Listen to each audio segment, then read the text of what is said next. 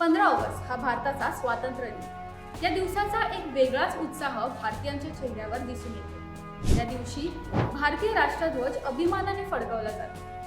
हा राष्ट्रध्वज आपल्या देशाच्या अस्मितेचा, स्वातंत्र्याचा आणि संस्कृतीचं प्रतीक आहे। आज आपण ज्याला अभिमानाने तिरंगा म्हणतो, त्या राष्ट्रध्वजामागे एक समृद्ध आणि संघर्षमय इतिहास दडला आहे। आजपर्यंत भारताचे किती आणि कोणते ध्वज होते हे या व्हिडिओतून आपण जाणून घेणार आहोत।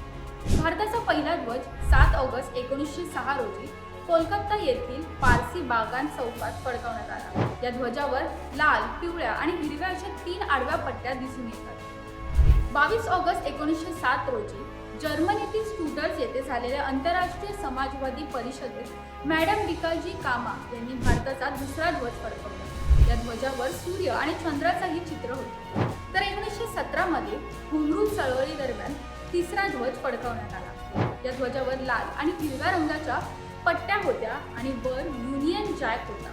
चौथा ध्वज हा 1921 मध्ये फडकवला गेला। विशेष म्हणजे हा ध्वज पांढरा, हिरवा आणि लाल रंगाचा होता। त्याबरोबरच मध्यभागी एक चरख्याचं चित्र होतं। 1931 मध्ये काँग्रेसने 5वा ध्वज स्वीकारला। या ध्वजाच्या वरच्या बाजूला केशरी रंग, मध्यभागी पांढरा रंग आणि खालच्या बाजूला हिरवा रंग होता।